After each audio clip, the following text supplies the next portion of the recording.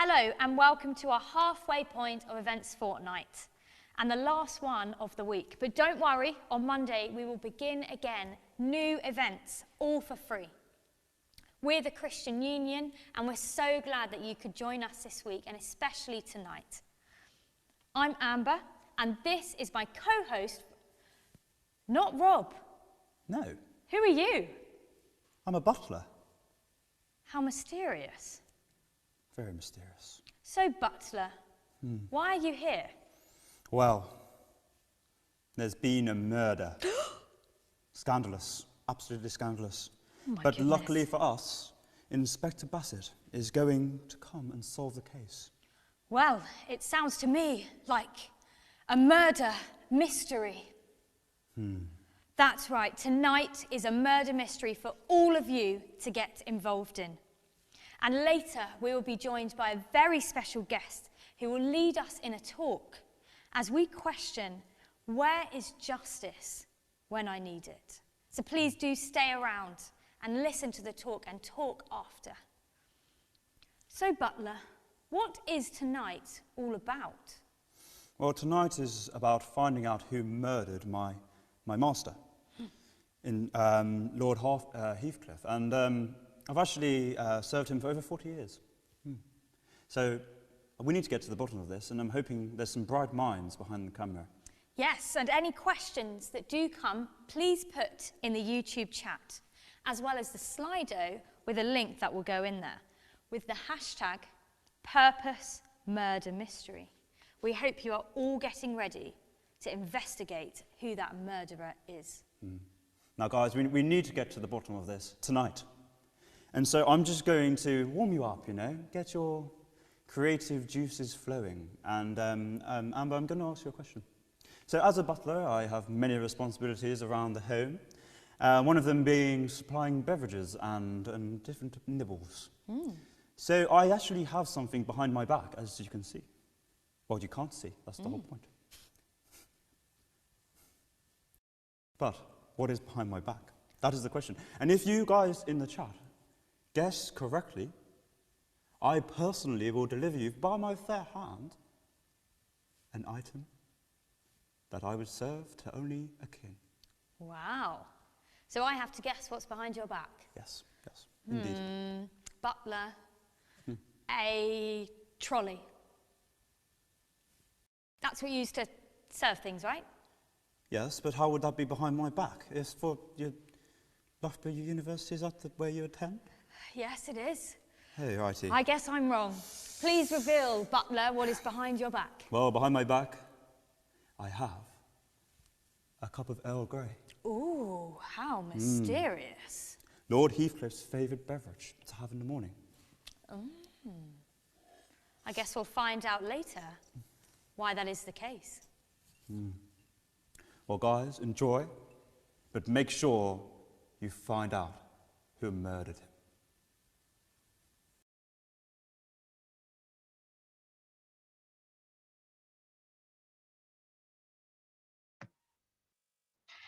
Inspector Bassett here. Thank you for coming to my call. It's great to have a team together to solve this case.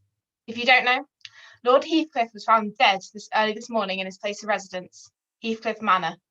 The cause of death is still to be determined by a coroner, but he's found dead in his pool. The only thing on the crime scene? A candlestick, nothing else. It is a suspected murder. Lord Heathcliff was a big local personality in the small village they lived in. He survived by his latest wife. I've detained 6 suspects that were in the immediate area. Quite a bunch they are. The household staff, along with an inspector and a doctor. It's a bit strange if you ask me. Well, you won't be asking me. You'll be asking them. Now, here they are, the 6 suspects. I'll let them introduce themselves. And if you'd like to know the whole truth and nothing but the truth, that would also help. First suspect, please reveal yourself. The name's Em Fatal. Well, it used to be Em Heathcliff, but now I'm a tragically young widow. I used to be an antiques dealer, but after my recent wedding, I gave up my job so I could be the best wife possible. Fortunately, though, this place has amazing antiques, from meerkat memorabilia to Happy Meal McDonald's toys. The Lord has great taste in everything. And I mean everything. It's just too bad he's gone. Interesting. Next suspect, please. Hello. I'm Inspector Deneau, a French detective at your service. I do not understand completely why I would be a suspect, but there must be a criminal genius in our midst. Framing me is very clever. I wonder who. Anyway, Lord Heathcliff hired me as a private detective to do a small thing, but I do not discuss business out of work. But there is a murder to be solved, and I will do the solving. People say it happened in the pool room, but I cannot find it. Only one with a massive snooker room. A table. I think you're a bit mistaken. But anyway, next suspect, please. I'm Cinders. Yes, I know it's a bit funny being named after Cinderella, but the nuns at my orphanage had a very, let's say, funny sense of humour. I work here as a maid and have done for about 10 months now.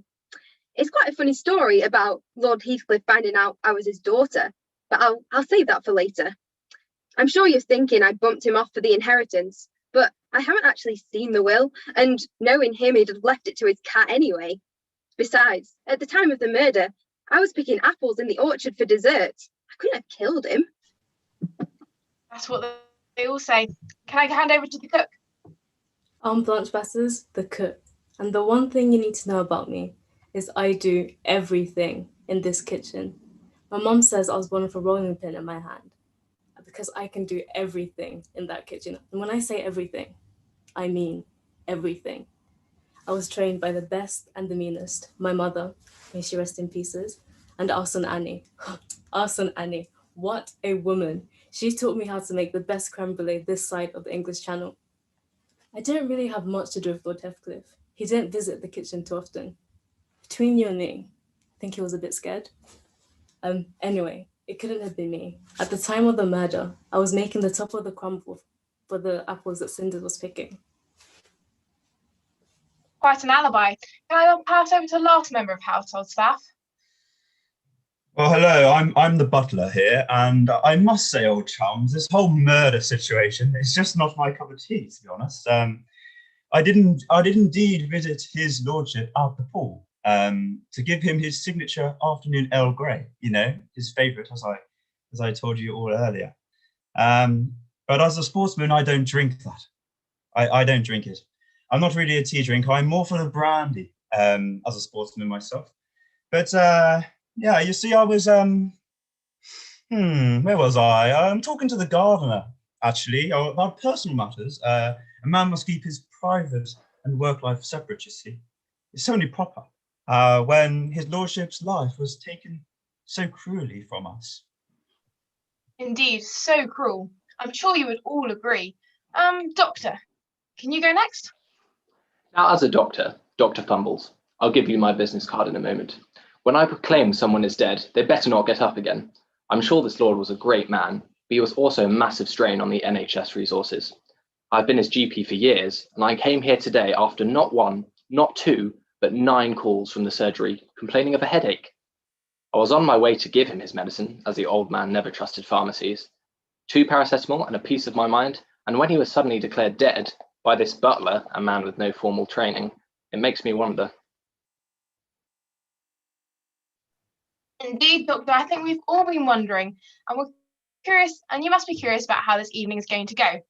Now, if any of my team, that's you guys, have any questions, you're going to send them to me on this handy website called Slido, or you're going to pop them in the YouTube comments with the hashtag Purpose Murder Mystery. The great thing about this team, we can all work together. You can upvote certain ones that you want to see and contribute anytime at anything. There'll be 3 different rounds of questioning, so make sure to hit them with the hard ones at the end. We want to break these people, okay? So I'm sure that some of the suspects might be decent. About halfway, we're going to have a talk about how to bring the justice. We're here to bring the justice to the death of Lord Heathcliff. And we've got a great talk about justice in the real world and how really you can't depend on anyone's judgment in this world, but someone else. And you'll get the privilege of finding out all about him today. Now, suspects. Let's get back to the time at hand. I've got some information you would like to know. Since I was called to this case, I managed to do a bit of digging. There's nothing that an underpaid intern with nothing else to do can't find. I'll save you all the mundane, the traffic reports, the fines, so on, and I'll get to the good bits of the background checks. Did you know? We already have a criminal in our midst. Who would have guessed? The cook. Maybe it's not just our taste buds that she's good at killing. We should have to find the answer to that. And indeed, for a private detective inspector, you don't seem to know very much what's going on in the house that you've been inspecting. You see, I had a little digging, and I had a great chat with the local station. I had a great phone call from Lord Heathcliff a couple of days ago about a potential bomb in this house. Now, just as we were going to send our reinforcements, we get another frantic call from Lord Heathcliff saying it's no longer needed, that he has a trusted police friend helping him. I can only hope that you would be the trusted friend and that you are indeed trusted. And Cinders. Seems you've become an orphan again, only 2 months after finding your father. I wonder if that'll make Ellen Patel a little bit nervous. Turns out she isn't the only young lady with a stake to Lord Heathcliff's fortune. And both of you are coming into his life so suddenly. I think. Finally, we have the circumstances of the murder, the facts, if you will. That's what we deal with here. I do believe that the butler didn't just take out the tea for Lord Heathcliff. No, he delivered the murder weapon, candlestick. And then, of course, who's the next one to be called? The doctor to the scene. He who knew all of Lord Heathcliff's mental problems and medical, and has been his long-standing GP. Now, you don't seem like a criminal, any of you, but then again, you probably know a lot about him. Seems that there's been a lot to be revealed. I'll let you guys do the talking. There was a bomb in this house, and you failed to mention to me the person who's in charge of the house. What kind of idiot are you? All of us could have died.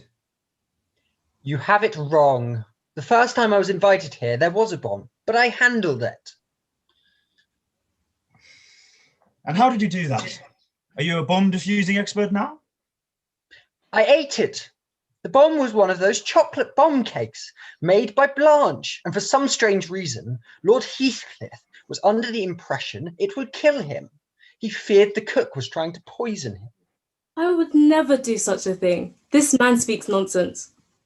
But the detective just said you had a criminal record, you know. How do you explain that? Doesn't seem too out of character to murder a man. I'll admit it. I've done things I'm not proud of. Petty theft mainly. Trinket here, some knickknacks there. I can't help it. I see something shiny and I just have to have it. Not all of us had pretty childhoods like yours. Some of us had to work hard to get to where we are. Some of us had poor childhoods and somehow ended up on the right side of the tracks. Remind me, Cinders, how are you Heathcliff's daughter? I didn't know when I was getting married a year ago I was becoming a stepmother. Yep, Lord Heathcliff is my dad, but he didn't seem too thrilled about it, if I'm being honest. You know, I grew up an orphan, but I tracked my mum down before she actually tragically died in a freak circus accident. Lord Heathcliff was the only true family I had left, and now I've got no one. No one? You don't want a stepmother? Promise I'm not evil. Well, Blanche, at least Cinders didn't have to lie to get work in this house. It was barely a lie. It was more of an overstatement.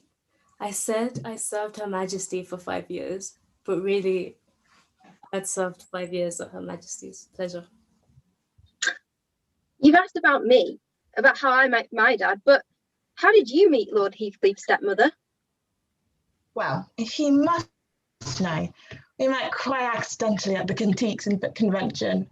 I was looking for something old and valuable, and he was looking for something new at a good price. He never found his watch, but he found me and we found each other.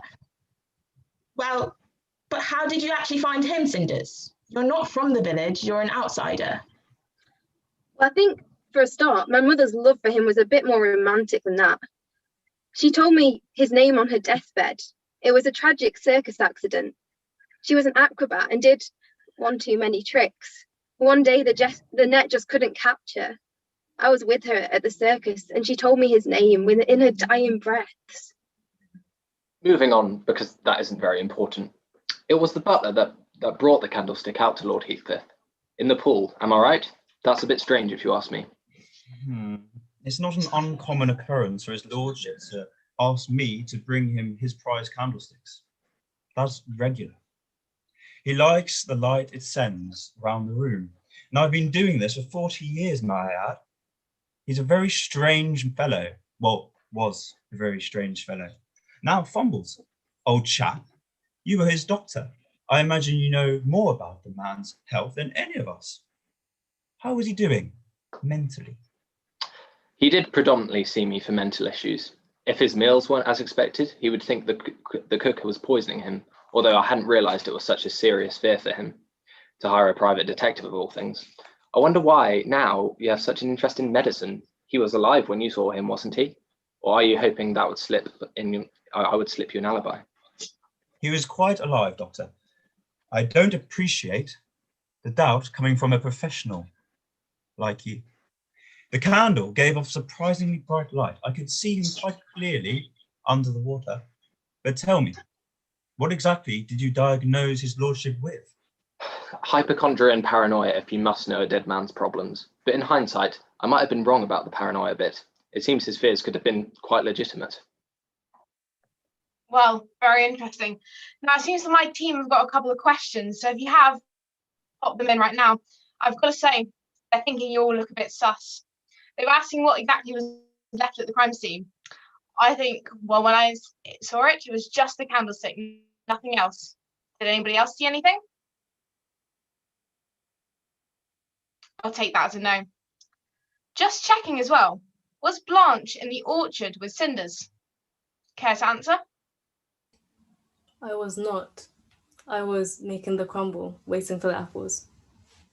I know, whoa. But Heathcliff doesn't like crumble. He's quite right. His favourite dessert is eaten mess. And I thought that's what you were preparing on the menu that evening. No, I was making the crumble, like I said.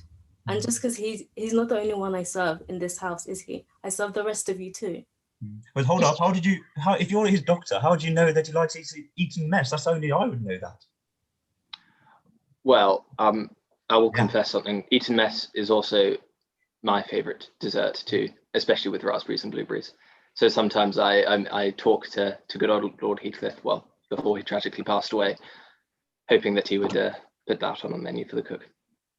I think it's interesting, but like you're asking all these questions. Mm. The only thing found at this crime scene was the candlestick that you bought him. All right. Let's not go accusing each other without fathom. They were asked when he was killed. He was killed this morning, and when I got a call, I left station and came here and these 6 people detained. So they have had no contact with the outside world. It's basically just like Big Brother here. Wouldn't you all agree? So you're all getting on each other's nerves. We've also had a question. How did he die? So he died from blunt force trauma and then he was left in the pool. And what fortune? He'd only got a few candlesticks. What fortune was in the house then, Patel? You lived there for the longest. Pardon me, ask that question again. How much money did he have? Or rather, you had. You shared it, of course. Well, I share it while he's alive, but you'll find out a bit more about that later. He was quite a wealthy man, of course, with all his antiques. He owned roughly about 5 million in assets and probably a bit more around the house. It was a very lovely house, a very lovely manor. But yes, he was a wealthy man, I'll admit. Seems like I need to get myself a wealthy husband, otherwise I'm stuck with all of you lot. Well, unless there's any more questions, I think we shall move on. Has anybody got anything else to say? No? Brilliant. We'll move on. Because I managed to do a little bit of digging whilst you guys are all stuck in Big Brother side. And I think we're certainly going to break the murder soon. And let me say, Blanche, you just shouldn't leave your phone in the kitchen. See, us detectives, we're quite a nosy lot. So I'll admit, I read the notifications on your phone. I'm sorry. I'll spare you me saying all of them. I'll just say my 2 favourites, shall I? These were 2 texts that you just received. After this, darling, I'll take you to Paris, and you'll have as much silverware to steal from 5-star hotels as you want. I can promise you that. We will get out of this. I promise. Get out of this and stealing silverware. Tut. But there was another one. Heathcliff didn't find out about your little hobby. You must not say, mon chéri. Now, I'm not a linguist, but I think I know who that was. But the number wasn't even saved. Love is not simple, is it, my ladies? You would know, M. Fatale and Cinders, but you must know best, Cinders. See, I'm going to be honest here. I don't think you're a great maid. So I went to the study, which you were supposed to tidy, unless there's a secret housemaid here. If there is, please tell me I'm doing my job wrong. And my associate, Police Sergeant Riley, he went in there. He's a very good lad. And he said all of Heathcliff's paperwork were there, just in a mess. No filing cabinet, nothing. And there was this empty folder, which I found a bit strange because, you see, it says Fatale and Heathcliff, important documents. I love a man who labels his stuff correctly. And it's empty. And I wonder, Em, I did see you stuffing something in your purse just before I arrived. I'll leave that there. Now, what was also interesting is his life insurance policy. He was very prepared, wasn't it? And there we go. It even says the doctor that issued it. But it was circled. It said, Dr. Fumble, legitimate, ? I would surely hope you're a legitimate doctor. And well, I also found a piece of paper that looked like it had rather better days. So myself, I fished it out of the bin because that's what we do. And it seems that it's the butler's copy of, well, a formal letter of 4 weeks' notice. 40 years, and you've just got 4 left. That's all you're going to get. So much paperwork just left lying around for anyone to read. You should be glad it's only us reading it. Or did one of you go into the study and have a read? I don't know. Well, it seems like we have two pickpockets in this house. Which one of you would like to explain first? I can't believe that when I employed you, I let it slip through my fingers. If you're talking about me, you might as well say my name at least. And that document is mine. It's not the will that you're all thinking of. It's a prenuptial agreement. See, in the case that my sweet, dear, handsome, lovable Lord Heathcliff had a probably believable, entirely unlikely death, I would inherit nothing. Well, someone would inherit something, and it was Cinder's. Well, yes, I am the sole beneficiary. Dad left all his money to me, but, well, not everything. You still get a couple of antiques, don't you, Em? Isn't that enough for you? And, like, I don't know why, like, honestly, though, I don't care about the money. I'd rather have a family that loved me. And it seems, well, I'm not going to get that anymore. Well then, why did you keep working here? Surely there was no need, Cinders.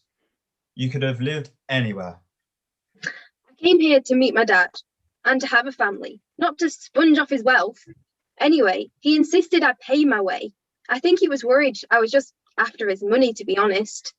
I knew I would be treated well in this house, even if I was just a maid. So now you're free, and you're not in desperate need to make ends meet like the rest of us. What will you do? If you must know, I'll move on, I suppose, after the necessary grieving period. I'm still young. I don't ever like to stay in the same place for too long. I believe there's an auction in Frankfurt. I have some things to sell, so I'll probably go next week. But I suppose, Blanche, that you'll be off to Paris with a certain somebody, unless the police catch you again. Now, I will not take this talk of my Blanche. I'm very fond of Mademoiselle Batters, and I will not hide that any longer. Lord Heathcliff wanted me to spy on her, as he suspected her of poison, but I could not. She was too sweet to ever do such a thing. Your sentiment is flattering, Inspector, but that doesn't help the fact that there is still some stolen silverware, and I noticed it last week. Now I come to think of it, there's missing a little teaspoon and the forks that look strange. Okay, I took it as a comfort. My mother was very hard to live with, and taking silverware, it was just a thing I did. Look, I regret it, but if you knew what Lord Heathcliff was paying me, you'd understand. One place setting can be worth a lot if you know the right people, but then again, you wouldn't know. You were given your notice, I assume, Butler. You would never leave off your own back, would you? Well, this is actually, I thank you for bringing it up. I wanted to speak about this is because, you know, it's been a long-standing joke with me and his lordship that he would fire me and then rehire me and then fire me on a quite weekly basis, to be honest with you. And then I would remind him of my professional jousting career, which I could just go back to like that, or it'd be very simple for me to go into teaching or jousting or, you know, something around those lines. And like I did for 20 years ago, for a brief time when it was just a matter of contract difficulty. But, you know, that was a while ago. It was in writing though, wasn't it? You were formally fired. Yes, but I had warning. Lord Heathcliff's voice records all of his letters and formal documents. And my job is to type them out. So I knew before I delivered the letter to myself that I was going to be fired. But that means I also know, Doctor, about the little misunderstanding Heathcliff has with you. Care to elaborate to the party? Me and Heathcliff did have an academic dispute beyond that of a doctor and his patient, yes. It was about my university exam results. He argued that I failed, and I disagreed with him. I've got the papers to prove it. Well, it seems we all have important pieces of paper just lying around. But Fumbles, what about your exam results? Don't tell me all Heathcliff staffs were frauds.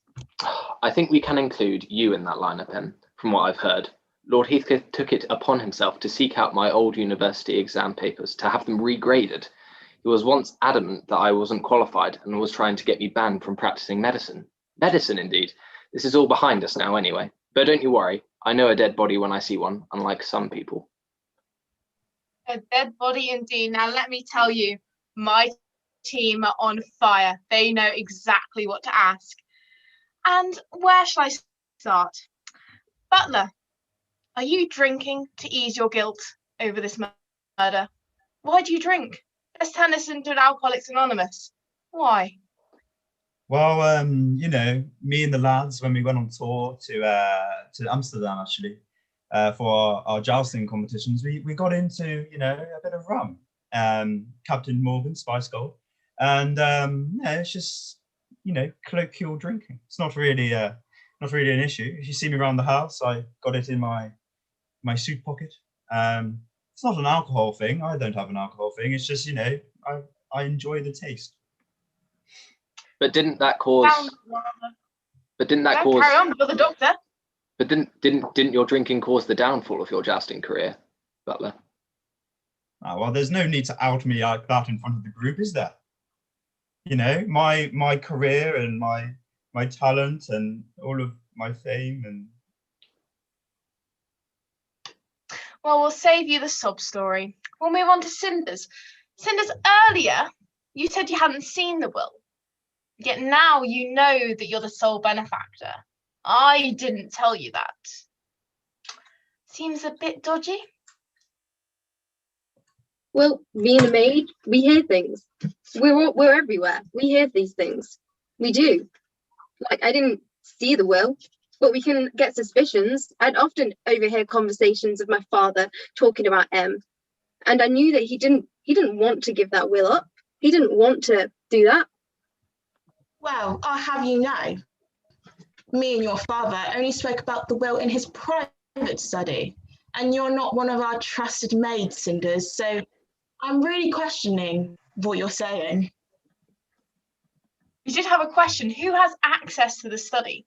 Who has the keys? Is anyone or trusted in a circle?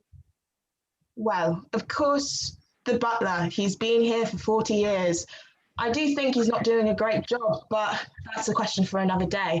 And of course, me. I'm his lovely wife, and Lord Heathcliff. Only 3 people have the keys, so I'm very baffled how Cinders got in there. Could I just highlight something real quick? So, you know your love for Heathcliff, Fatal?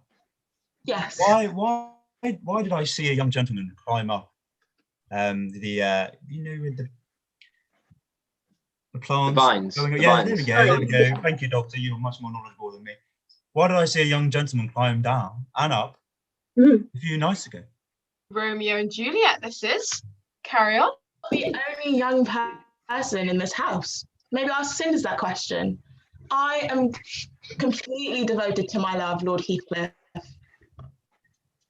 I saw that too, though. He was climbing up to your window, not mine. And plus, my father's never got over my mother. He never has. He never will have truly loved you. He's not got over his past. I would disagree that your father would love a circus freak more than myself. Okay. Let's not turn this into the Jeremy Kyle show here. We've got a serious murder in our midst. I've got a question for you, Inspector.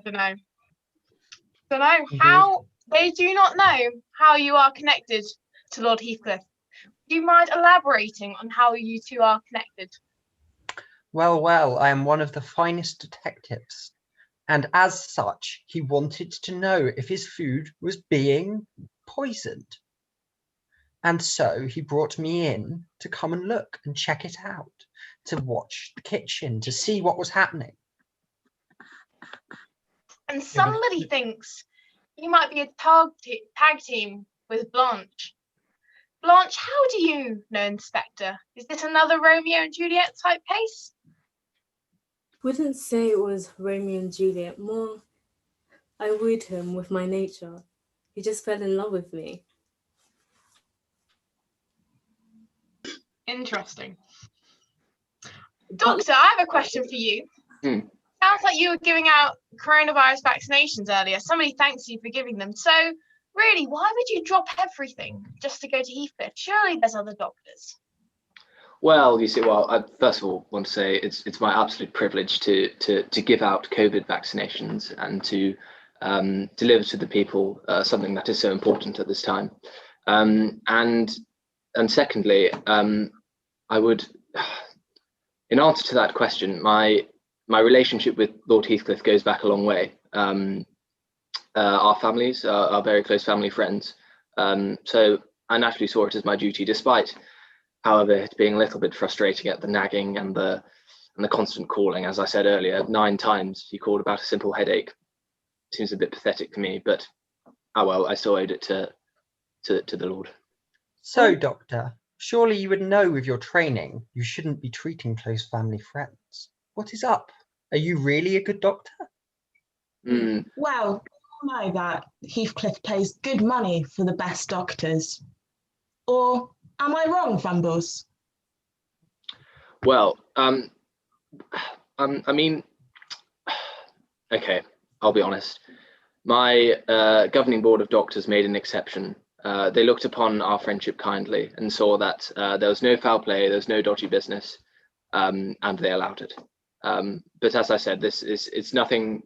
There's nothing bad going on here. Me and the Lord have just been simply great friends for many years. Very interesting. And before we go any further, I would like to discuss a mutiny that's happening between me and my fellow detectives. I am not a suspect in this. Thank you very much. You all know, you questioning my loyalty, and I know who you are. Don't you pretend. I know. But I have a question for Inspector Deneau. So you ate the bomb, is that correct? That is correct. Good. Also, who was the last person to see Lord Heathcliff alive? Was it you, Butler? Or did somebody else go walking by the pool for a bit of February sun? I'd probably say whoever murdered him was the last person to see him alive. Oh, you're so witty, aren't you, Butler? Really witty. I think you might have something to hide. But there we go. And also, last on this, how old was the Lord? And how old are you, Em? Well, I'm in my late 20s, even though I don't look it. I'm about 27, and the Lord, I would admit, quite a large age gap. He was 45. But, you know, the heart wants what the heart wants, and I was in love with him. He wasn't 45. Yes, he was. No, he wasn't. He was 56. He was 45. I think you had a bit much to drink tonight, but I served him for 40 years. I didn't serve him when I was 5. And why don't you just ask the doctor? Doctor, how old was he? Don't say 52. It is true. The butler is right. Lord Heathcliff is 56. I'm not sure why he may have changed his age, but that is the truth. I have his birth documents on a constant record. But yes, that's all I can say. He is 56. I mean, Em Fatale's lying about her own age. late 20s, please. All coming out here, isn't it?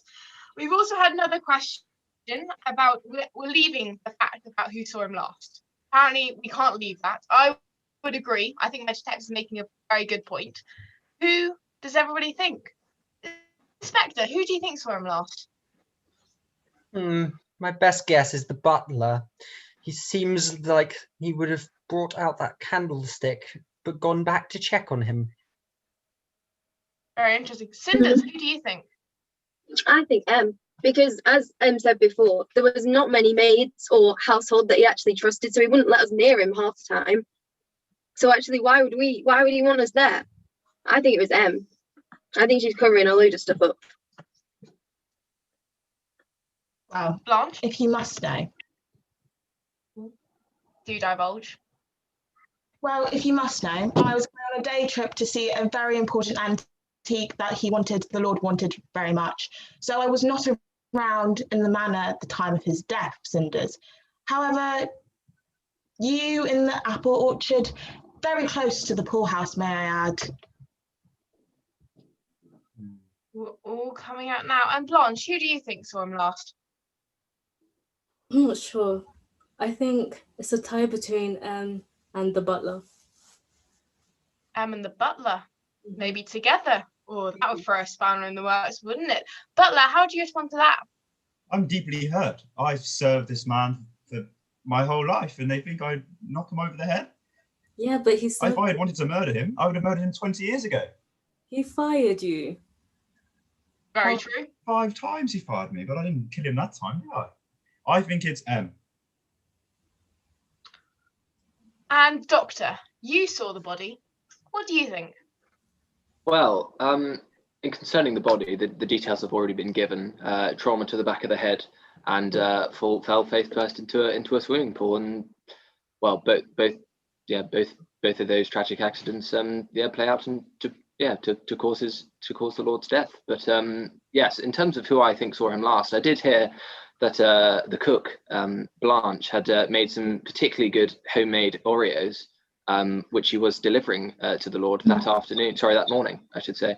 But apart from that, I don't know. Very interesting. It's also interesting that I have not been fed since I've arrived here. So Blanche, really, I don't think you're doing that great at cooking. But I think we shall move on for questions, and we can enter Act 2, because I have more evidence. Because who would really want Lord Heathcliff dead? It's not all about the money, money, money, or is it? Is there some things that can't be bought with all the riches of the world? Now, when I was in the study, I found something very interesting. I found Lord Heathcliff's journal, and it seems like he didn't always need the butler to transcribe things for him. I shall read if you do not mind. Now, I don't know what the Lord sounded like, so you'll have to give my artistic impression. Please tell me he was a northern, southerner, I do not know. For now, this is what he wrote. I still believe the cook is trying to kill me. For what reason, I do not know, but at the very least, she's been stealing from me. I know it. All my good silverware has her sticky fingers all over it. I wonder what else has gone missing from under my nose. It feels like it could be anything.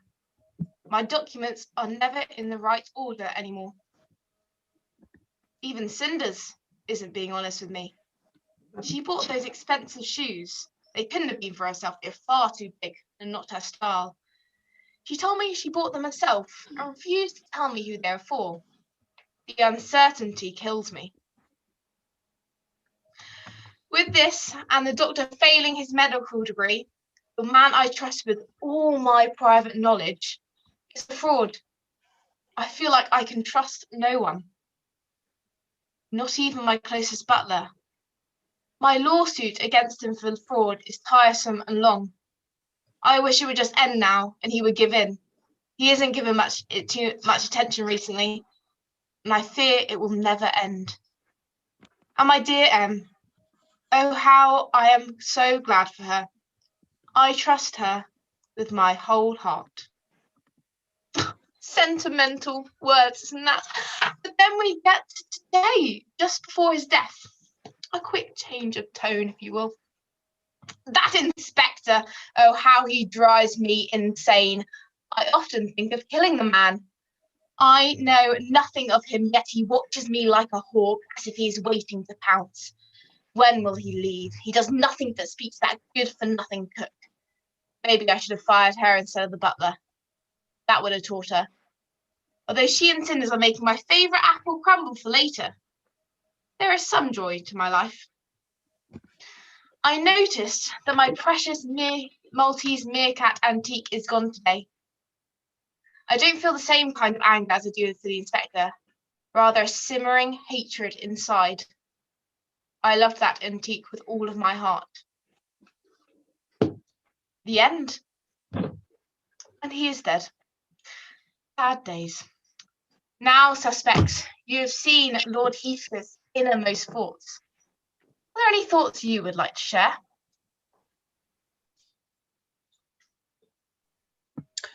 I expected better of you, Doctor.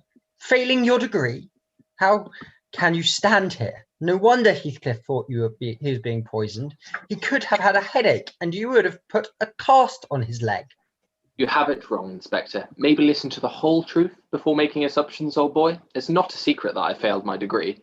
and I was allowed to retake it, and then I passed. But it seems like the drama Lord Heathcliff wants you dead is a big factor. I suspect that Lord Heathcliff was the type of man that wanted everybody dead at some point or another. I took it with a pinch of salt, which is what Blanche offered me at the time. But why was Lord Heathcliff so angry at you, Inspector? Why did you not tell me? I have no idea. It came from nowhere. Perhaps he knew about us. I don't know at all. How did he find out about you? I did not tell him, I swear. He caught me red-handed. I was stashing some stolen silverware this afternoon.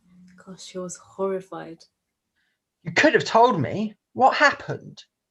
Oh, I begged him not to call the police. And in the end, he agreed, as long as I gave him back everything I'd stolen and left first thing in the morning. Well, after I made his breakfast, of course. I was going to tell you, I promised you I was. But then all this happened, and now any one of us could be a murderer. On the topic of murderer, Dr. Fumbles, if you're really a doctor, what was the cause of death again? As I said earlier, I haven't seen the body. Whilst I'm still a suspect, I'm not allowed to go near it, which is a real shame, because I probably could have cleared this whole whodunit and much sooner, if you ask me. Well, you can talk about murder, Miss Fatal, but care to tell us about the Maltese meerkat? I know you asked Cinders to be very careful whilst cleaning it when she came here. Please elaborate. Well, Lord Heathcliff did love the particular piece, yes, and I was certainly acquired an interest to it. But it actually went missing from the residence 2 days ago, and someone obviously knew what they were doing to frame me. That's very rich coming from you. All you ever cared about was antiques, never my father. Oh, may I ask about your expensive habits, Cinders, and for the clothes that don't even fit you? Who are you now, the shoe police? Yes, I did buy a rather expensive, nice pair of shoes, actually. I scrimped and I saved for months and months to get them.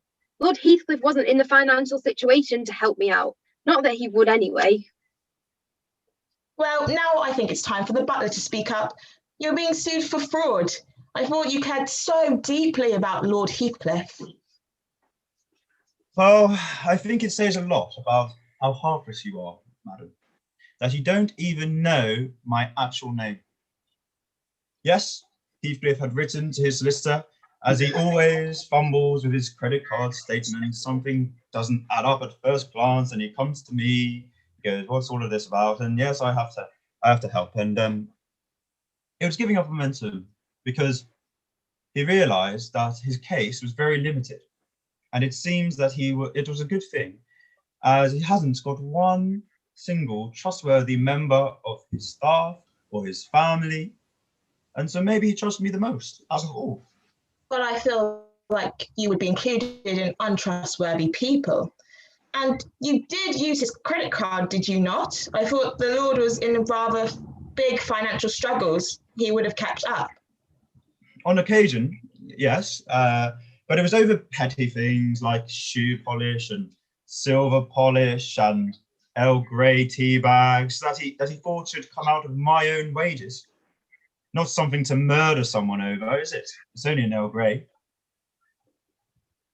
One final thing. Remind me, Cinders. Wait, no. You never said, who were the shoes for? Well, if you must know, they were for father, for his 57th birthday. He was always a sporting person, and I wanted to surprise him. But, I mean, seems like it was a bit of a waste of time now. Waste of time? Well, it won't. This will all be a waste of time if we don't catch the criminal. I've got some final questions from all of us, from my team. I hope you guys are ready, because they are getting to the good bits. We have a budding baker in our mix who asks, Blanche, why were you making the top of the crumble when Cinders was still picking the apples? Seems like those don't really go together. Thank you, Inspector Maryberry. Why were you making the crumble top? Well, The apples hadn't been picked. I am a very organised person, and I had finished doing the main meal. I'd finished making the dinner. I had everything already. So I just thought I'd get ahead and do the dessert. You didn't have any of the apples, so why were you doing it? because then I'd save time. I had time, so I was making this up with the crumble. But have you Or remembered maybe- your secret ingredient? You know, the one you slip into his drinks. Cyanide. Just- Indeed, the one that sends him to sleep first and then the cyanide. Mm. You were planning that. Wow, weren't you? love is I thought you loved me. Yes, Obviously. well, I have No strange judgment. ways of getting information I need. Is that why Lord Heathcliff wasn't a fan of you? Why did he dislike you, Inspector? As I said, I don't know. It was nothing personal, it seemed. He barely knew me. Except I was only here to find out if Blanche was trying to poison. Which I was not. May I add something? Really sorry to for it. break up Couple's tiff, but it says that you were a long police friend of my dear Lord Heathcliff. And if you were a long police friend, I assumed you guys knew each other. You know, Heathcliff used to talk about when you guys went to go down to the pub on lads' nights. It sounded glorious, but now you're denouncing his friendship. On occasion, we may have gone down to the pub. Hey, that's I a wouldn't lie. call that. That's a lie. We had some quality nights out, me and you, Mr. Deneau, and obviously Heathcliff. Down the pub, you know, a few pints and a bit of knickknacks and, you know, standard procedure. I think you have more than a few, Butler. Oh, it's And not don't enough. go calling out people on this. You still need to go into Alcoholics Anonymous. We'll leave that. We've also had an interesting idea. Somebody said in this journal that you might have written the last bit. You had access to the study. Maybe you wanted to prove your love. Maybe making sure that he was written down before you murdered him was quite a good way to ensure it. Well, you see, from Lord Heathcliff's death, I would gain nothing. I want to reiterate that I am a woman. I'm an independent woman as well. I can earn my own wages. So his money meant nothing to me. Our love was based on our love, and that was it. Except, And you'll see. except the man we saw climbing up. Surely you would be able to be with him truly. Mm. Mm. I don't like these accusations of a cheater. I'm quite loyal, and as you can see, he trusts me with his whole heart, which could be more that can be said for you guys. I can't explain what the butler saw. Think he may have had one too many drinks and he started hallucinating. But I do believe I love Heathcliff, and I can tell you strongly on my finger, I'm in love with Lord Heathcliff. So I wouldn't write. I have really bad handwriting, very messy. And Lord Heathcliff was very particular about that book. And because he trusted me and I trusted him, I did not touch it, detective. Very interesting. Well, going back to where you said that you didn't meet this man, but how could the butler have been hallucinating when I saw him as well? Like I said that before, I saw him climbing up. So how, two people missing it? How does that work?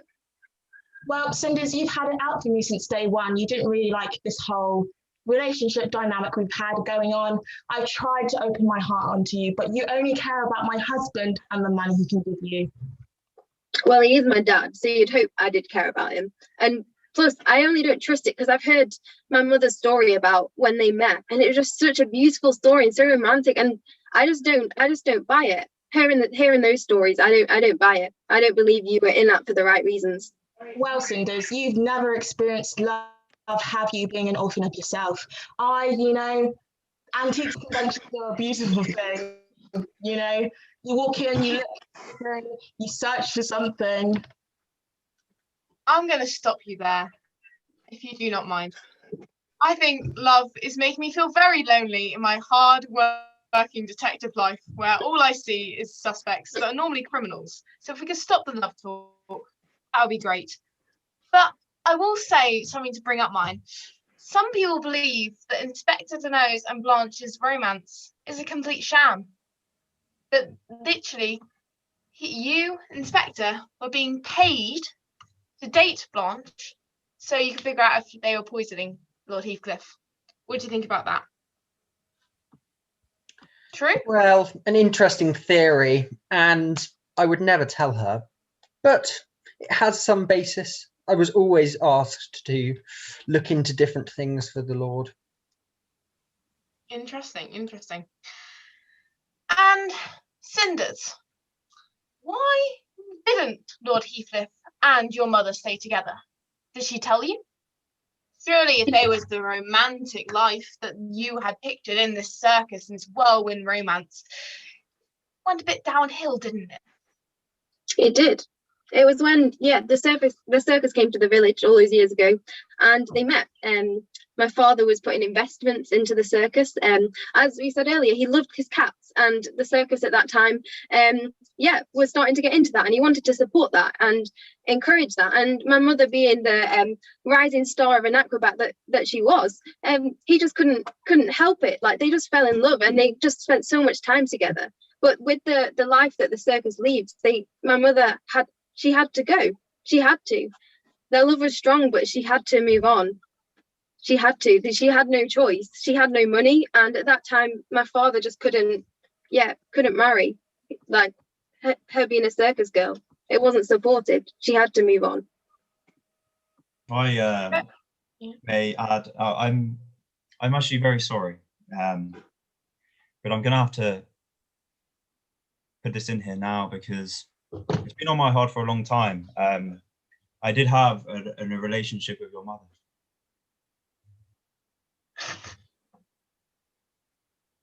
Elaborate, please, Butler. Well, Please? I was obviously working here and doing my jousting on the side, and one thing led to the next. You know, I was a nice young man at those days, and we just went for walks in the orchard and read poetry. That's about it, really. See, I don't buy that. I don't buy that. Yeah. Be in denial, honey. I think you're just lonely. Everyone else has just come up with that. Oh, I love this person. I love this one. Guess what? This one, Dr. Fumbles, I love you. There we go. Now we're all happily in love or unhappily in love. There you go. Dr. Fumbles, do you accept my proposal? If you're No. not the murderer, of course. You're not the murderer, are you? No. Why heavens would you think that? Well, very good. And some people think, Cinders, I'm very sorry. I do think it's very... One of my detectives does think that you are a serial killer. Would you like to respond to that accusation? Me? A serial killer? Are you joking? I mean, maids, have you ever worked as a maid? That's the question I'd ask you. We're busy all the time, always got work. We don't have time to kill anyone. I mean, even the thought of it, just that thought can't even come in our heads. We don't have like even a scrap of time to even think about that. So much work. That's just a stupid accusation. That's just not. I must admit, I am rather amused, but also quite dumbfounded that my associates would say that. But then again, they're coming up with some very good points, I must say. And also, I have one for you, Doctor. If you lost, so on your degree, how did Lord Heathcliff find out about all your degree nonsense and how you're not really a doctor, you might just be a nurse, all that sort of stuff? I actually do not know. One day he approached me with my exam papers, which I hadn't seen for goodness knows years. I had no idea how he got hold of them. It was a shock to me too. I don't know. Interesting. Now, I'll give everyone a quick chance to enter any last questions into the chat. Any last things, and also anything you would like to say as a group, anything that you've got burning. I know, Butler, you had to declare your love for Cinder's ex-mum or dead mum. It seems that you know a lot of dead people now. Anything else that anybody just has to get off their chests? Also, I saw one of the questions. I don't smell. I smell very nice. So get off my case, guys. I can confirm that is not true. Very nice. We also have, why would the Lord still keep Cinders as a maid? Why would he not, if he found out you were his daughter, why not let him live with her or just fire her? Why have your daughter as a maid, which is quite not suiting you, Cinders? Well, suiting Cinderella, but not really you. Well, as the doctor confirmed before, my father was paranoid half the time, and so when I turned up out of the blue, he had no clue for 20 years that he had a daughter. So when I turned up, like, of course he was going to be paranoid.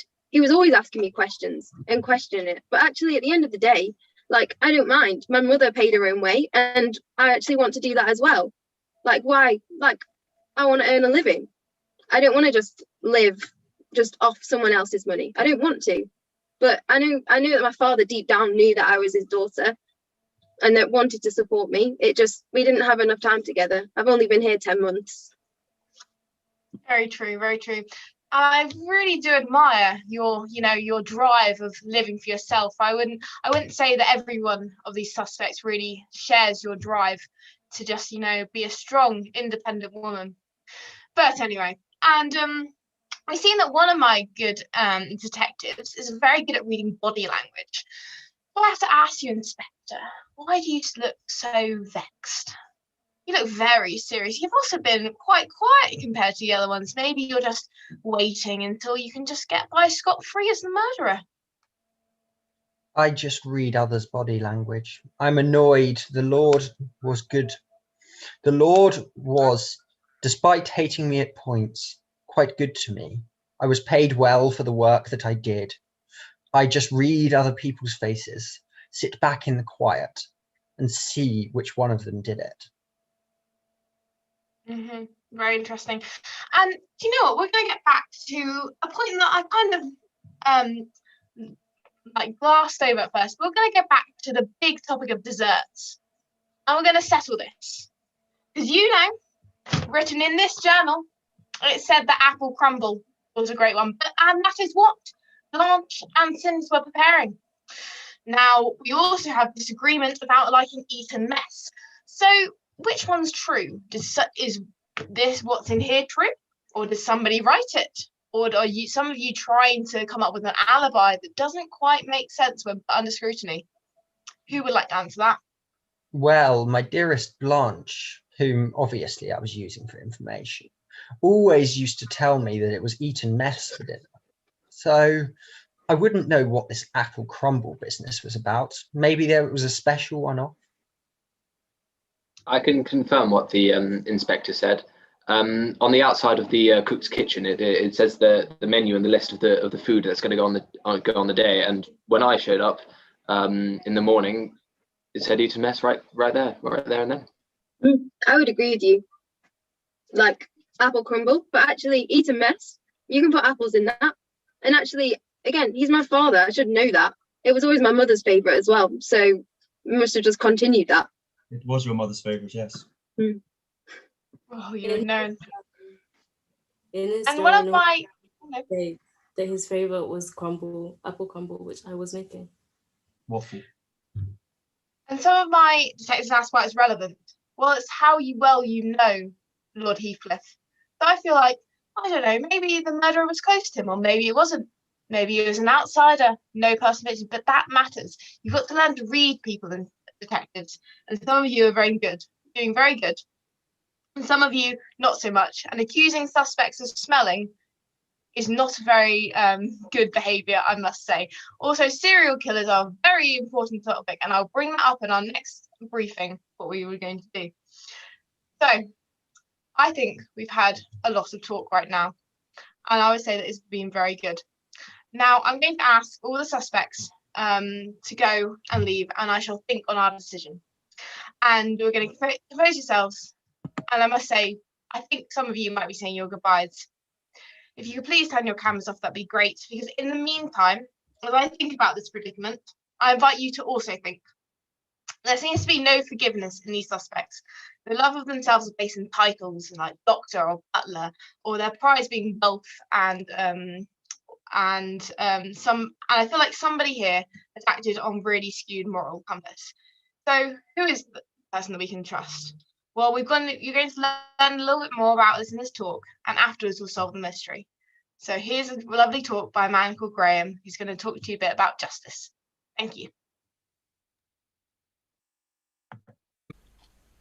I imagine that you've had a nightmare, got yourself into a mess, and it's an absolute shambles, and you really don't know how to get out of it. By the time you reach adult life, most of us have been there at least once. I've been there quite a few times. It's shocking, isn't it? You really don't know where to turn, who to turn to. Can you tell anybody? These things happen in life. And the talk that we've got this evening, that Jesus tells this particular story about somebody who gets into a real state, into a real mess. There's plenty of stories like this in the New Testament, in fact in the whole Bible, and they're stories of hope, they're stories of a second chance. And that's our big idea this evening. Jesus does offer the hope of a second chance when we get ourselves into a real mess. And the purpose of this story is to describe that that's possible and to show us how we appropriate, how we take that second chance when we really screw life up. So let's jump into it and see what you make of it and whether it has any application to you in your life right now as you hear it. It's a story from Luke's account of the life of Jesus in the 15th chapter. And let's take it in 3 parts. Here's the first part.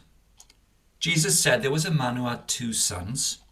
The younger one said to his father, "Father, give me my share of the estate." So it's pretty straightforward. The boy says to his dad, "Listen, there's 2 of us. I wish you were dead because I want the money. I really want the money that I get when you're gone." I mean, it's shocking behaviour. It's shocking by any standards, but by Middle Eastern standards at that time, it's a complete no-no. He should never see his father again from talking like that. Disgraceful. But the story goes on. So the father divided his property between them. Not long after that, the younger son got together all that he had, set off for a distant country, and squandered his wealth in wild living. Naturally, the boy wasn't going to stay at home after that. So he takes his money, sticks it in the bank. Off he goes, miles away from where anyone knows him, and squandered his wealth in wild living. You're grown adults, I don't need to explain to you the kind of thing he would have been getting up to on his dad's money. But it all goes pear-shaped. After he'd spent everything, there was a severe famine in the whole country, and he began to be in need. So he went and hired himself out to a citizen of that country, who sent him to the fields to feed pigs. He's a Jewish boy. Jewish people don't eat pork. There isn't a worse job in the world for this boy than to feed pigs for slaughter. You're meant to get, it's the lowest of the low. And the last line of this first part says, he longed to fill his stomach with the pods that the pigs were eating, but no one gave him anything. He was so hungry he wanted to eat the pig food, but nobody gave anything. Nobody cared. Nobody cared. What we're meant to see is hubris, give me it, give me it. Arrogance, pride, give me it. Disgust, really, at his dad's being alive. Shocking decision making. Loads of pals after his money. Blows it all. Screws it up. Alone. Deeply alone. If you've ever been there, you know how desperate that is. I mean, but this is meant to be truly desperate. How could there be a second chance for a boy like this? Now, clearly the story is in the Bible, and the point of the story is that you and I, you may not like this, of course, but stay with me. You and I, humanity, are the boy. God is the father. And the whole point of Jesus' narrative here is that you can come back to God your Father. Even despite this, or even despite what, and now substitute your own name here, despite what I've done. Well, the truth is there's a way back for anybody. That's what the Bible tells us, anybody. Let's see how it works. Here's the second part of the story. This is where he begins to take some responsibility for his actions. When he came to his senses, he said, "How many of my father's hired servants have food to spare? And here I am starving to death." He starts to think, there's only one place to go. I've got to go back to my dad. His dad's obviously wealthy. He's got a lot of people working for him. And he just thinks, I'll go home. But he can't. He spat in his father's face, really. How can he go home? I mean, the shame for his father. What would everybody else say? What would they say about this boy? but he decides he might do it, and then he starts rehearsing the speech. I'll set out and go back to my father and say to him, Father, I have sinned against heaven and against you. I am no longer worthy to be called your son. Make me like one of your hired men. That's his speech. That's his practice speech when he gets home. I'll do anything. I'm so sorry, I'll do anything. So he got up and went to his father. Let me highlight 3 things that happen here that you may want to think about really seriously if for any reason you grasp that there's a God and that you've worked out even a bit that you can know God personally, because in Jesus Christ, God has come into the world to open a door for us to have a relationship with our Heavenly Father and Creator. But there's an alienation in our lives where we've turned our back on him and taken off him recklessly life and breath and talent and ability and said, it's mine, give it to me, I don't care. How do you get back to God? Well, here's the heart of Jesus' story. 3 things come out loud and clear in this part of the story. 1, he came to his senses. It's one thing to be in a mess, isn't it? You know that. It's another thing to look squarely in the mirror and say, I'm in a real mess up. I'm really struggling here. It takes guts, doesn't it, to say, I'm feeding pigs for slaughter. Nobody's with me. I'm on my own. I've really screwed it up. I mean, you feel it, but to admit it, not to blame somebody else. Well, my dad was an idiot, my brother was a pest. We spend the first part of our rebellion when it goes wrong, blaming everybody else except myself. When you squarely and truly look in the mirror and say, I've got responsibility, I've got it wrong. Unless you do that honestly and truly, there is no way back to God. I have turned my back on God. That's who I am, and I honestly, fairly, truly and squarely admit it. Without that, there's no going back. You'll never go back. You've got to face it. Secondly, this young man left home saying, give me my money. Now he says, I'll go back to my father and say, make me. He's now going to go back and say, I'm not full of my own arrogance and vanity and folly. I told you what to do. Now I'm saying, can you help me? Please help me. I'm in a mess with you, Father. Please help me. Becoming a Christian, getting right with God, means turning to God and saying, I've really turned my back on you. Please give me a chance. But there's one more thing that the boy did that everybody who ever becomes a Christian has to do. You see, you can look in the mirror for a long time and say, oh, what a screw up. You can even say, I need to say to God, can you help me? Please help me. But you know, in my experience, most people never do what the boy did, which is he got up and went to his father. People spend weeks and months, even years, realizing they're in a mess with God, knowing that they should go to him to ask for help. But even then, our deep-seated pride says, I'm not going. I'm not going to be religious. I'm not going to be a Christian. Well, I'm not going back.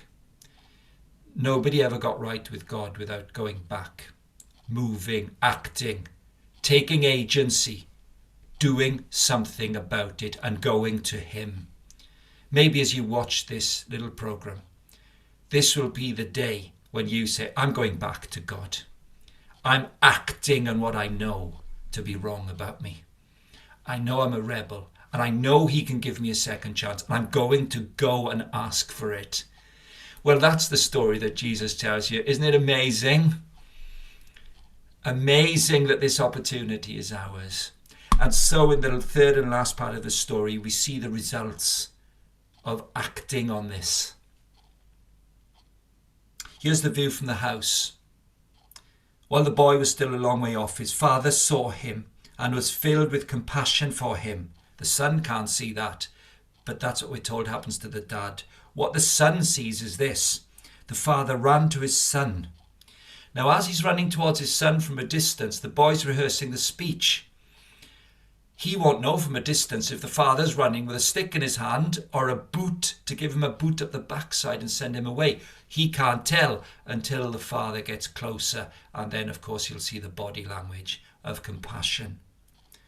The father runs at the son, lifts his robe up, ungentlemanly behaviour for a wealthy man in his culture, runs at the boy, throws his arms around him and kisses him. It's gorgeous, this picture, isn't it? It's gorgeous. You know when you've really, really, really hurt somebody and you know it's your fault and they owe you nothing. And all you see is total forgiveness in their eyes and in their body language. That's what this boy had. What a relief. In fact, he doesn't even get to the end of his rehearsed speech. Father, I've sinned against heaven and against you. He doesn't get further. Father. He doesn't get further. He doesn't get to say, make me like one of your hired men. It's too late. The father grabs him and says this to the servants, quick, quick, bring the best robe and put it on him. Get his smelly stash off. Get him in the shower. Put the nicest gear on him. Hey, put a ring on his finger, the family ring. My son, my family ring. Put the ring that identifies him as mine. Let everybody see my boy is back. What love this is to a rogue boy. And then let's have a party. Bring the fattened calf and kill it. Bring the best food. Let's have a feast and celebrate. Get everybody in. This son of mine was dead and is alive again. He was lost and now he's found. What a story. Doesn't your heart warm at the humanity, the compassion, the mercy of this father? Can you see that what Jesus is saying is, God is like this father and I am like the son. You are like the son, the child of the father. You see that Jesus, who tells this story, within a few chapters of this story in Luke's gospel, Luke's good news, Luke's account of the life of Jesus, within a few chapters, this Jesus Christ hangs on a cross. And you know what the Bible teaches us? He was the only human being who never rebelled against his Father in heaven. He was perfect. He was the perfect Son. He was the only human being who didn't deserve to be punished for rebellion from his holy God. We deserve punishment. Justice should be done against our indignity of God, our rebellion, our self-sufficiency, our hatred, our arrogance, our vanity, our mockery of God. And yet the way back is to come to our senses and say, God sent his son, Jesus Christ, to die in my place.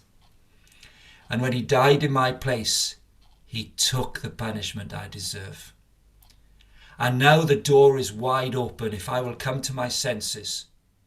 And I say to God, please make me your child. I want to come back. Because of Jesus Christ's death and resurrection, we can go back to God and have a new start. Christianity is a faith of new starts. You and I can have a whole new beginning by turning to Jesus Christ as our Saviour, our Lord, our God, our access to our relationship with Almighty God in heaven. We deserve nothing. We get everything. And it's as if God would say to you and me, get the filthy clothes off, wash her or get him in the shower, get her in the bath. Make sure that we put the mark that this is my child. Let the world know this is my daughter, my son. I love them, though they were rebels. Christianity is such a relief.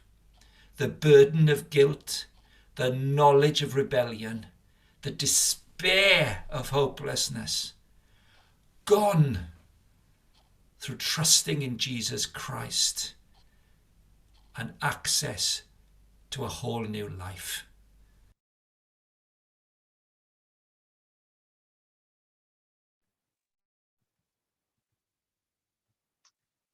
Well, there we go. Thank you so much for listening to that talk by Graham. It was really interesting, and we just heard all about new starts and the joy of turning to a God for them. It was a beautiful story, really, a father's love that doesn't rely on what we do in this life, but sadly, somebody has chosen to commit murder today. What I'm going to do is, for my lovely detectives, up on Slido, there is a poll for you to vote who is the murderer. We'll gather all of our suspects back in today, and they can say their final pieces to each other. Can I call back all my suspects, please? I would say it's lovely to have you back, but that would be lying. So, who would like to go first? Shall we have the butler? You being the cause of a lot of strife and a lot of gossip. What would you like to say as your final moments? I'm not killing you, don't you worry. Yeah, I know.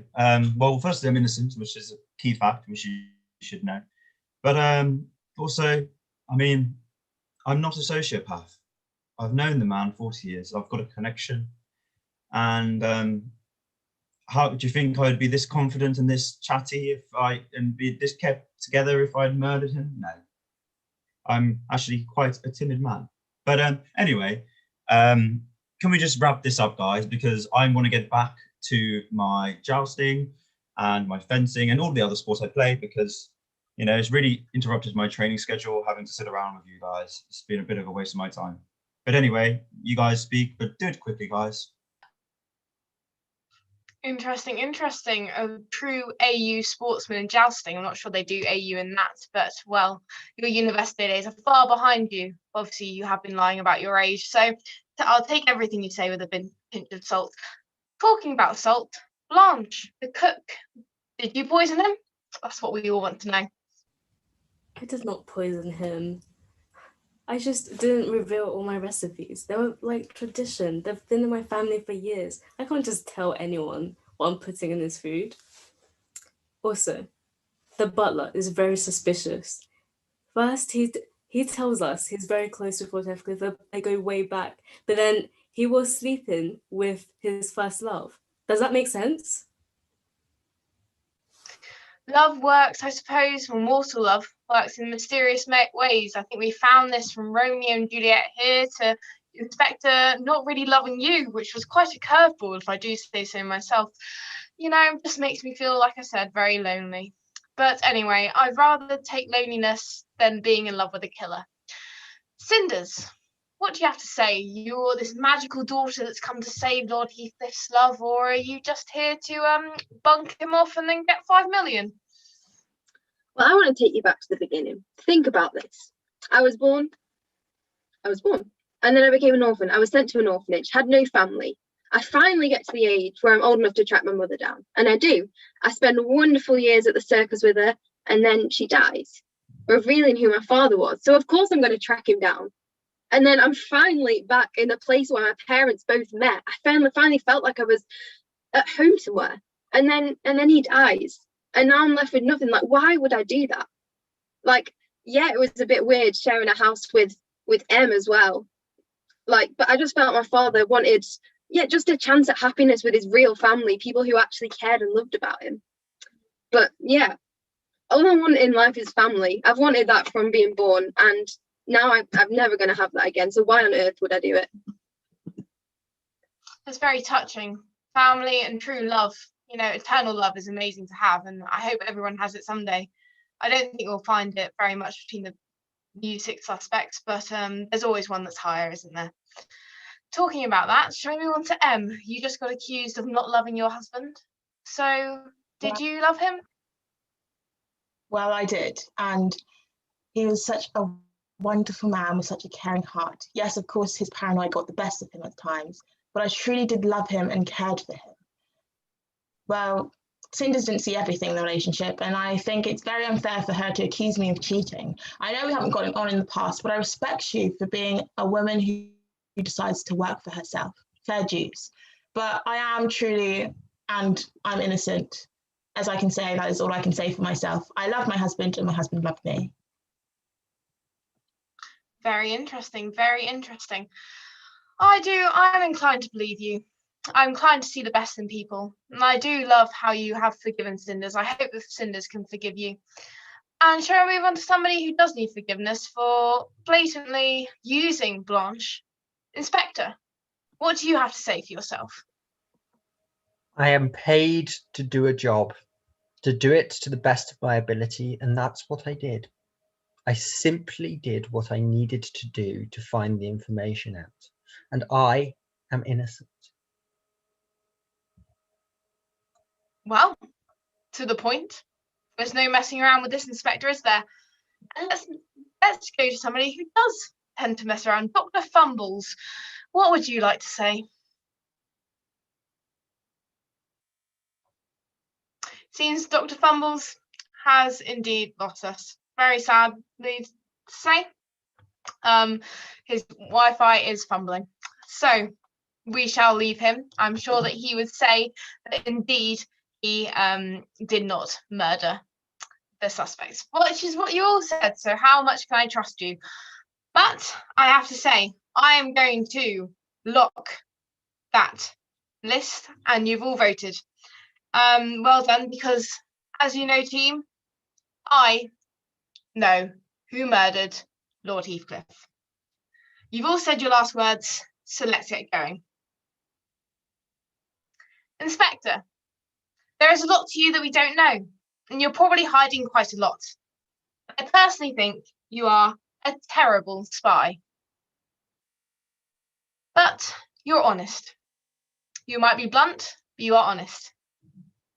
Criminals also tend to gravitate towards other criminals. That's why I think you and Blanche make a great pair. Neither of you are murderers, though. But if there wasn't a murder here tonight, you two might be the people I might have arrested. So I think you can count yourself lucky. Would you please excuse yourselves? Thank you. Now there is M. Fattel. You might have loved Lord Heathcliff. You might not have. However, I know without a shadow of doubt that you love antiques. Who doesn't?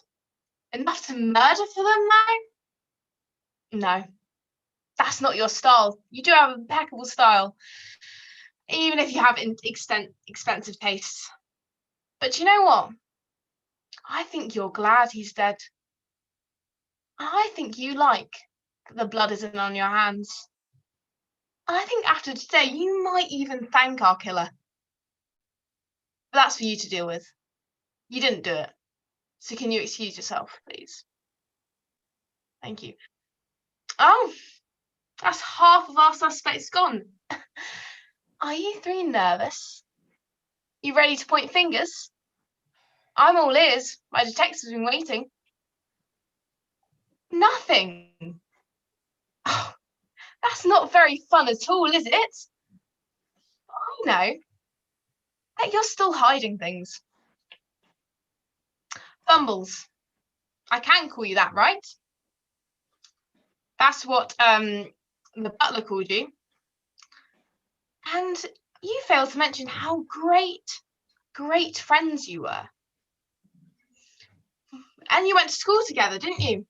Two best pals. You probably went to Amsterdam. You might have even jousted together. I don't know what lads get up to these days. And 40 years later, and you're both here, both suspects for murder. One a trusted doctor, and the other one a butler to a man that he might have hated, he might not. I wonder, do you actually get on? I don't see what this has to do with Lord Heathcliff's death. Yes, it's a small village.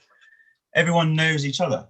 I could tell you everyone I went to school with, and the last time I saw them. Actually, I met my good friend Pell only the other day. Interesting. Oh, whatever you say. And oh, sorry, Cinders, I can't forget you. Or is it Cinderella? Because that's not your real name, is it? Oh, don't look so shy, girl. You can say your real name. Quinn, isn't it? And you can stop letting that imagination of yours run amok. It's put a couple of people here in rather sticky situations. So come on then. I know what's going on here with the lawsuit, the orphan, the dodgy documents, the murder. I told you I wanted none of this, Tarkin. I told you that it would only lead to trouble.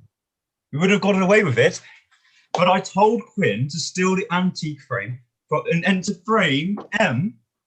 I made sure Quinn told Heathcliff about Lincoln stealing the silverware. I had it all covered. Well, you didn't, did you? They figured it out. We're over, Dad. There it is. There it is, Dad. I thought the orphan story was a tad bit excessive. And Quinn named after her father, Tarquin, isn't that lovely? That's a true family right here. Okay, I did lie. I quite like doing that, you know. Dad said that Lord Heathcliff had always wanted a daughter, so if I pretended to be her, then I would finally be welcome in this house. I just wanted to spend time with Dad, but I didn't kill Heathcliff. Like, you must understand that.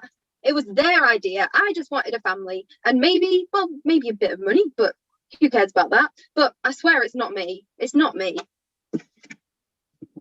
Their idea? Hey, explain. We're all waiting. Okay, here it is. Lord Heathcliff had his worries about his daughter's situation.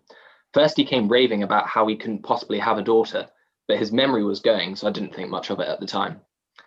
Then he came in to me demanding a DNA test, so I started to take the matter quite seriously. He was very stressed. I turned to my old friend Tarkin, who told me about the deception. I didn't approve. So Tarkin dug out my old university papers and showed them to Lord Heathcliff. He convinced the old man that I was a fraud and should be fired. You see, people would believe the Lord without a second thought. It's a small village and my name would be absolutely ruined. Tarkin said that the only way to save my job and everything I had was to kill him, and said that nobody would ever suspect me. He never told me about the fact that he was going to be fired. I'm only glad it wasn't me that hit him over the head with a candlestick. I only dulled his senses with his prescription beforehand. Tarkin had the easiest job in killing him. Oh, well, we had it coming. That old man, he was suing me after 40 years of work, giving my every life to him. I let my jousting career go, and he was suing me. He was going to take away everything I'd ever had. I couldn't even keep my daughter here because he believed he wasn't right.